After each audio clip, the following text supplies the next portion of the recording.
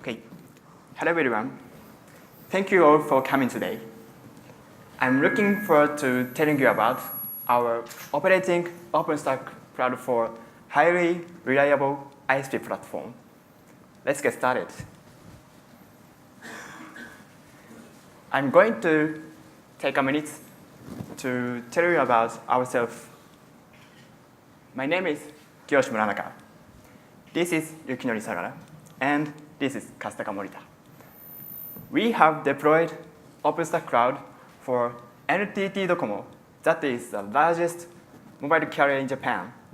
And we provide telecommunication services on our cloud for over 1 year. And during this time, we faced various problems during our OpenStack operations. So first, we will tell you about our OpenStack Cloud architecture, and then we will talking about our OpenStack operations overviews and some case studies. Okay, next. In our presentation, we will look at our project and our cloud architecture, OpenStack deployment, operations, and our next steps. And now, over to Mr. Sagara.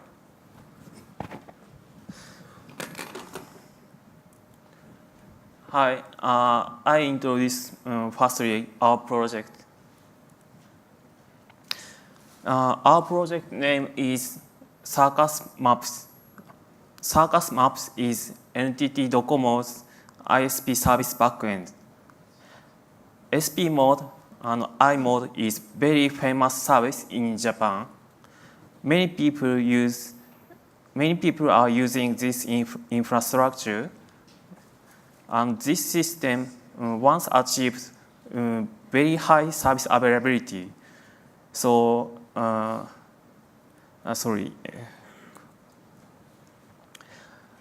this project has many existing systems and infrastructures, such as servers, networks, storages. So our project is migration project need to respect existing infrastructure policies in this migration.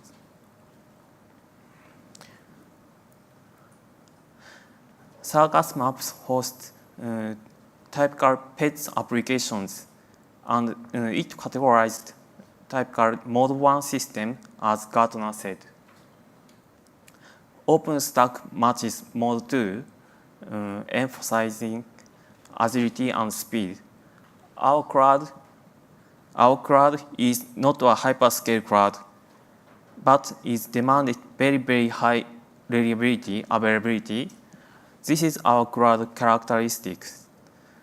We have challenged to use OpenStack to build the required infrastructure.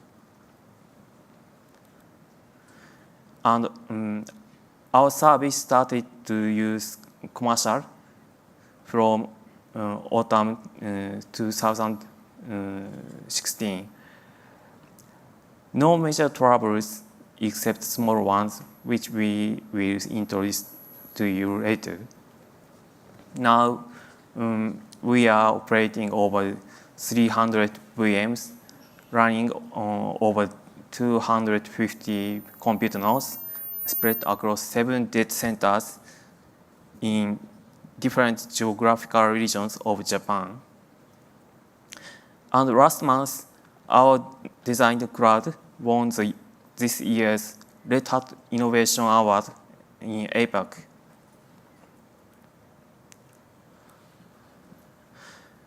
Okay, so next I will introduce Circus Maps cloud architecture. I explained Circus Maps cloud. Just focus on a few characteristic points. To be honest, I would like to talk more detailed architecture, but my call for paper, which focused to architecture, didn't accept it. So today I will talk it shortly. Firstly, I talk system summary. We are using RHOSP Kilo. It's very old version because our designing started 2 years ago, and using Nobel, Keystone, Grants, Neutron, Cinder. We haven't used heat and Celometer. In this version, Celometer is difficult to use because of MongoDB. And in our case, all VMs boot using Cinder block storage only. No use image boot at all. And also our use case is single tenant use. Operators create new VMs on scheduled plan. We don't need to take care of unexpected operations.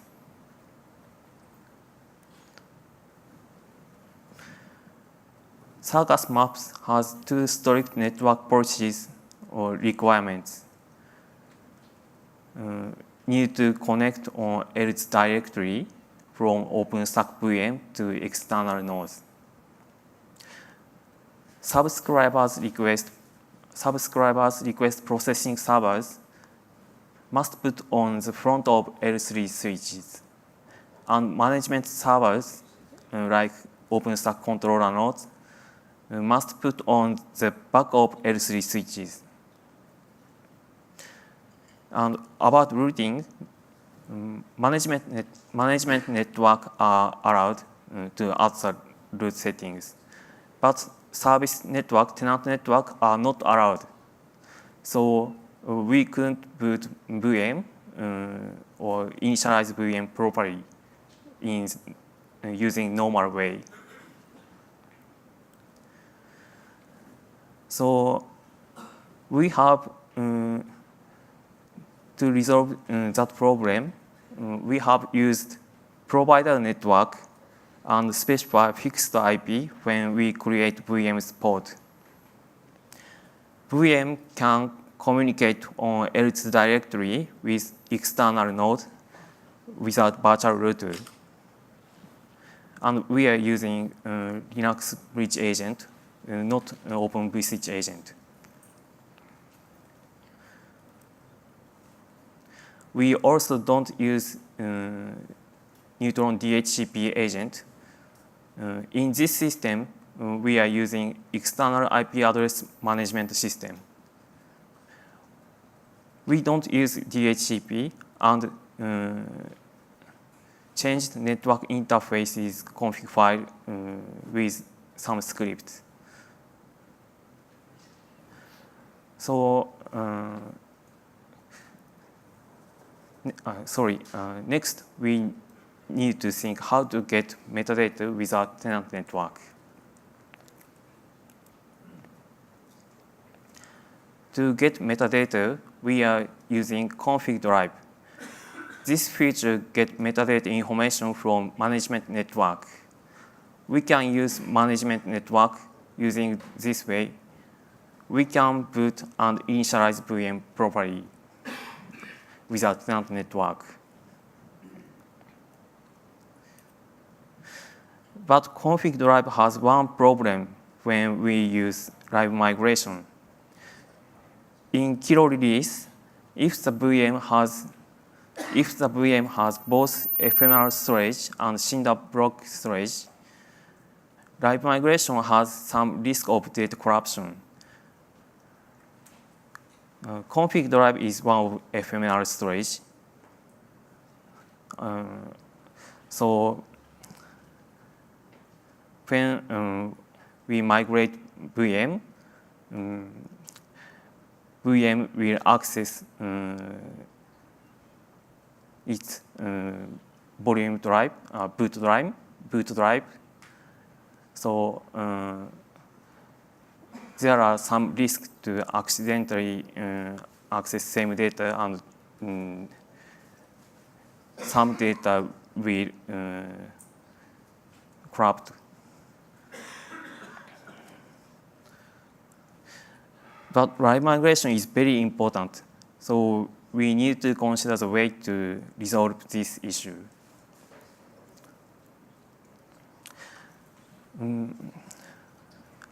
The solution is we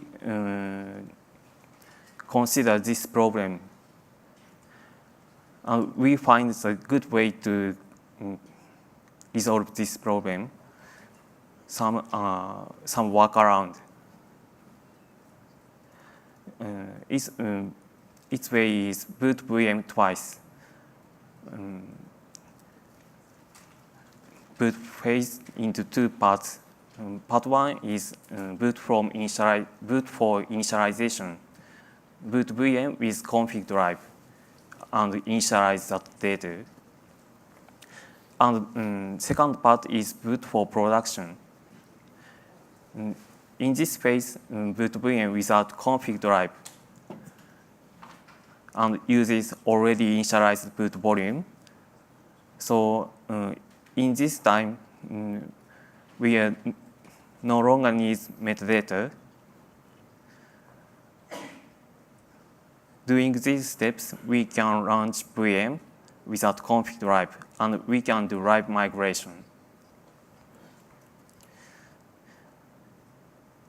And one more point, our cloud characteristic point is VM allocation issue for high reliable service. Most of our services are load balancer scalable type application. We launch many VMs for our service.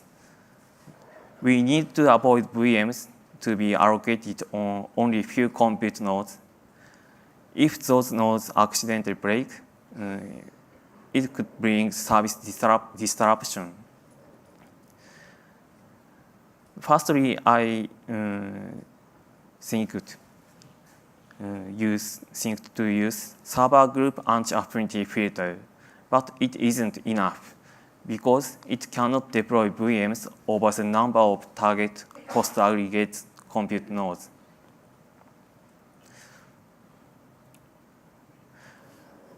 So we would like to deploy VMs distributed equally over the number of compute nodes. From Mitaka, we can use soft affinity feature to resolve this problem. But our release is Kilo, so we cannot use this feature. When our designing phase, soft anti-affinity was still developed. So once I backported and finished to develop this, once I backported this feature to Kilo, and it worked well, but we are using Red Hat, and Red Hat didn't allow to backporting this feature. So we must accept this ugly workaround using server group multi-layer over some compute nodes. Okay. I'd like to talk about OpenStack deployment. First, prior examination. We hold an explanatory meeting with app deployment team. We highlight flow of V2V migration, how to operate VMs such as create, delete, live migrate, and evacuate. And also, we identify new constraints caused by virtualization at an early stage.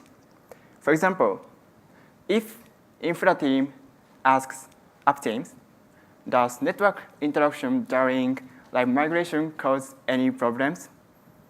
Then, if app team answers, over X amount of trees, network interruption may cause some application errors. Then, we will then check accurately the number of seconds and error events. And after that, we need to determine VM requirements such as which flavor, which network, how many VMs, if required, we create new additional flavors and networks.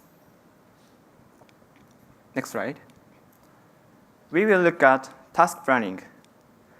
To deploy our OpenStack cloud, each team, such as infrastructure and app deployment teams, have so many tasks. So how do we do this? We organize the tasks step by step and create detailed schedule for each team. Then, once we confirm that there is zero impact to services, we will proceed deployment, improving the efficiency of OpenStack deployment. We will identify and separate our tasks that can be executed in chronological order and tasks which can be executed simultaneously. For example, we safely install control nodes in chronological order.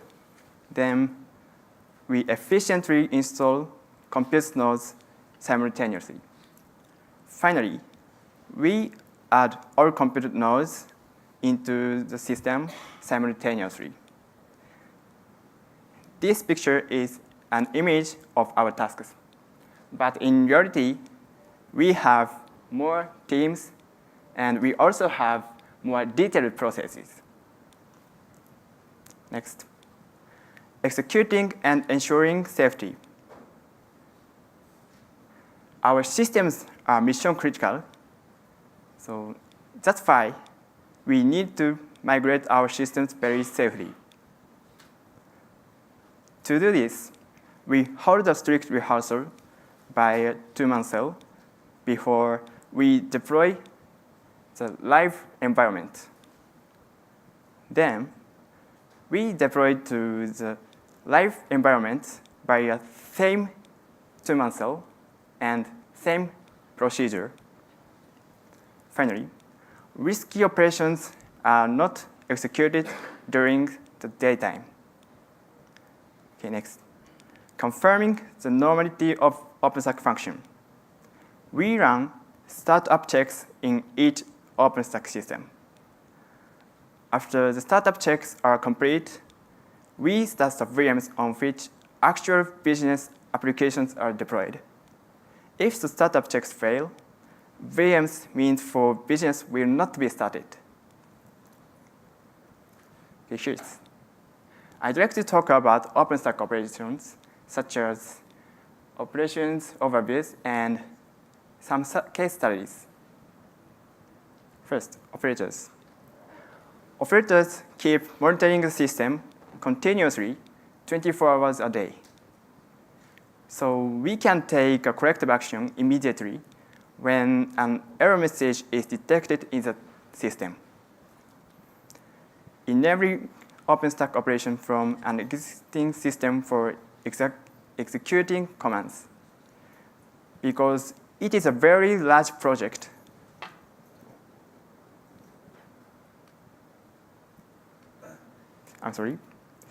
because it is a very large project, changing the operation methods is a heavy burden.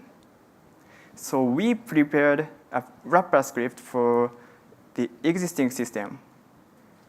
In order to improve maintainability, making scripts follows the existing mechanism. So finally, OpenStack operations are possible just like before. Here's scale out. By deploying extra VMs in advance, it is possible to address scale out issues swiftly. We get the benefits when we need to scale out in a short time due to the increase in demand. So we achieved a significant reduction in response time for scale out. Server hardware maintenance. If a software update with reboot is required, we will live migrate the VMs to different compute nodes. We can avoid service degradation during server maintenance. Next, if a hardware failure occurs, we will evacuate the VMs to a different compute node. Conventionally, in the event of a hardware failure, the service degeneration continues until the parts replacement work is completed. So we can minimize service degeneration caused by a hardware failure. Next, active solutions. Simulation of power line failure. Testing of power line failure may cause the machine to break down. So we send a circuit to a QM process instead of VMs, like this. So we avoid hardware failure to using these operations. After that, we will test the recovery procedure using the Nova evacuate command. Collecting OpenStack logs. We create a script to collect OpenStack logs for troubleshooting. When we executing this command, we can specify target logs and time periods. Finally, we can collect logs from many nodes quickly. Okay, here's over to Mr. Morita.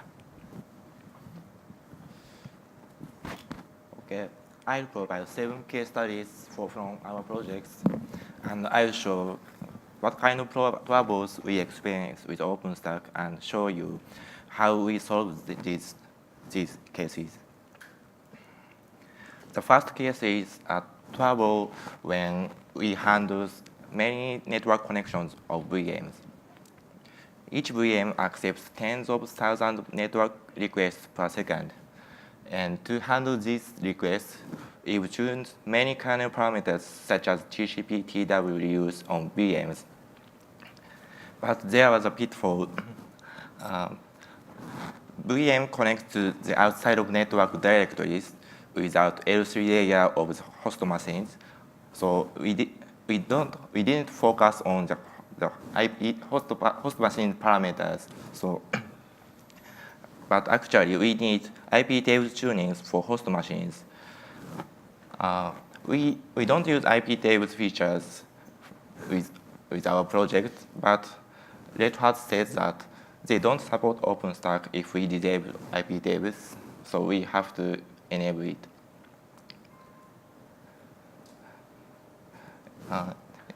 If there are many network connections, IP tables snoops VM network traffic and tracks their network connections, and if it exceeds NF contract max of host machine settings, IP tables drops packets and their network failure on VMs. To handle these problems, the simple way is increasing NF contract max to handle many network connections, or decreasing NF contract timers to reduce the number of tracking networks.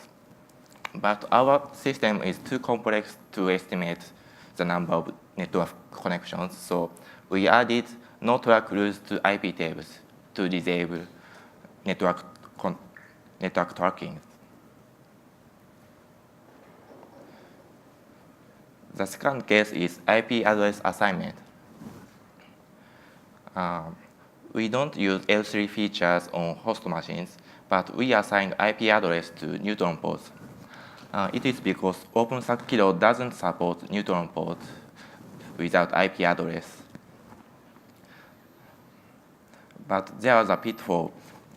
Neutron cannot assign multiple IPs to one port when we use Linux bridge for L2 network.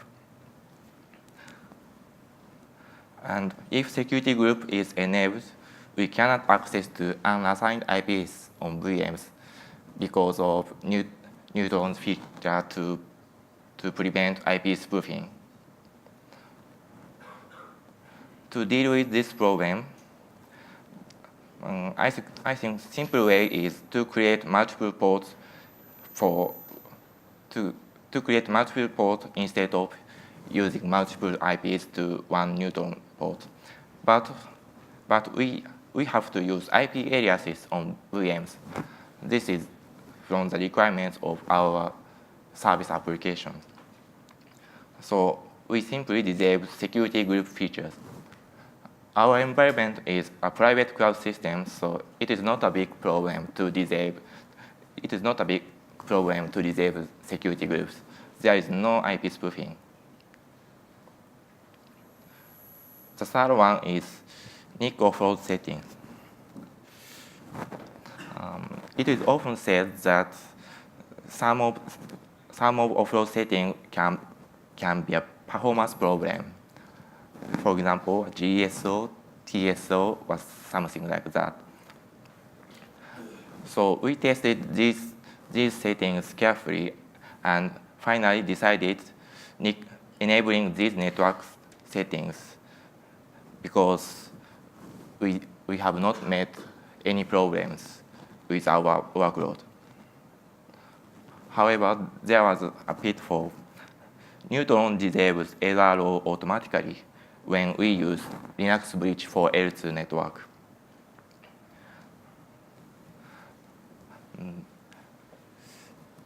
So LRO is disabled only when neutron port is created. So it is before VM starts up. So actually there is no service problem, but our monitoring system detected it as a network failure. So we had to fix this problem. The solution is simple. We disable LRO by default with a network script. The next one is partition layout. We designed partition layout based on our capacity planning. For example, log files are stored to local disk with a huge space to barlog directory, and VM image should be stored to shared storage, and so on. And a pitfall here is Cinder use barlib's Cinder conversion directory as a temporary directory for VM image conversion. When Cinder converts grants image to Cinder volumes, Cinder stores a whole VM image to the barlib Cinder conversions, and we didn't expect that Cinder uses such a directory. So with our configurations, this directory was on root file systems, and it leads to disk full. So to deal with these problems, we should prepare enough space for barlib Cinder conversions or use a different directory location by modifying cinder.conf. But I think there is a better solution here. I think there is no technical reason to use such a big temporary files. When we use a file type for grants image backing stores, I think we can directly convert grants image to Cinder volumes. But I've not tested it yet. The next one is monitor metrics. We designed monitor metrics based on OpenStack manual, and most of them is intuitive. Storage usage, the number of LUNs, and so on. But there is a non-intuitive metrics which we have to monitor. We have to monitor the number of HBAs in total because EMC VNX storage cannot handle more than 1,000 HBAs. We have to know constraints of storage device from storage specification, but I think it's a bit difficult to know this kind of constraints beforehand. So it would be nice if the vendor would share knowledge to the OpenStack documents. The next one is date Saji path. After creating and deleting many VMs simultaneously, we noticed that there are many invalid schedule files on the compute node. Those schedule files are invalid. I/O requests to these files result in I/O errors. So if we start VMs on this compute node again, those VMs doesn't work because of I/O errors. And I asked these issues to Red Hat, but they said it is difficult to fix this problem. So the only way to deal with this problem is removing these invalid files manually.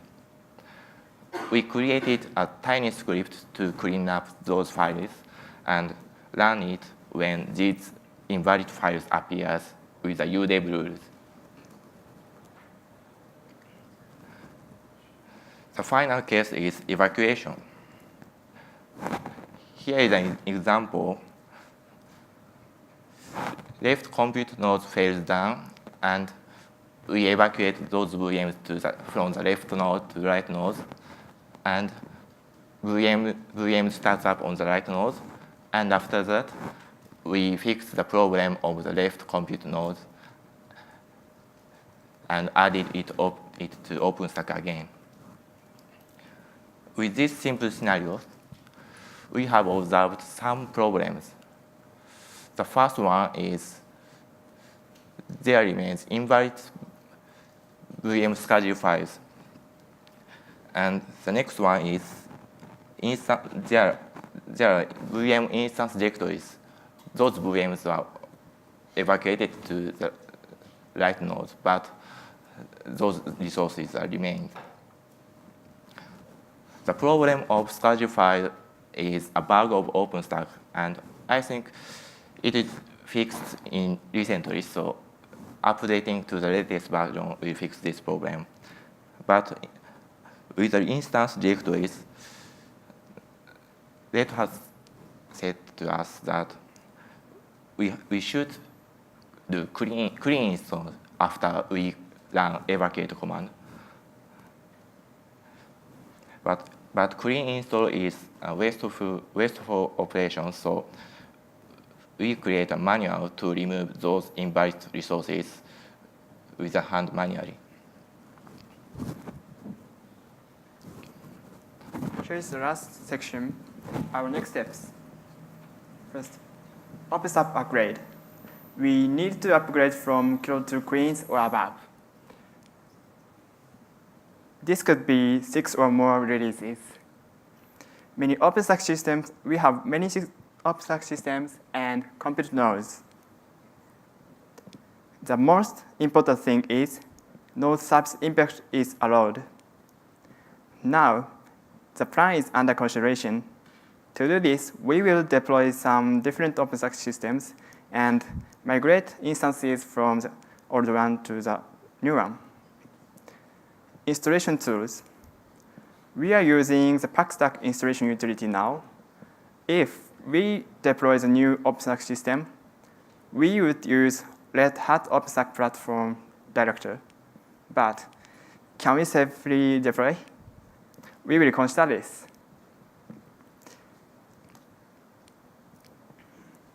So here is one last thing I'd like to mention.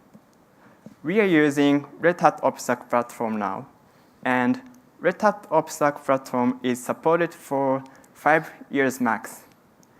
If we need to add compute nodes in a few years after OpenStack deployment, end of life of Red Hat OpenStack platform comes first.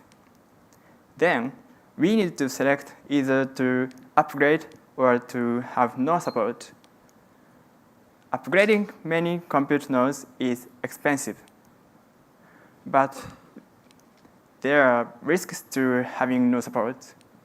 Either way, it's a difficult choice. So now we are also considering OpenStack upgrade intervals when to add complete nodes. That's all our presentation. Thank you all for listening.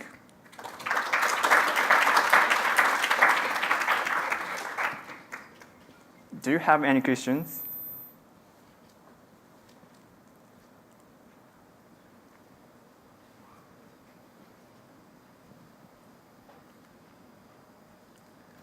Okay, I think.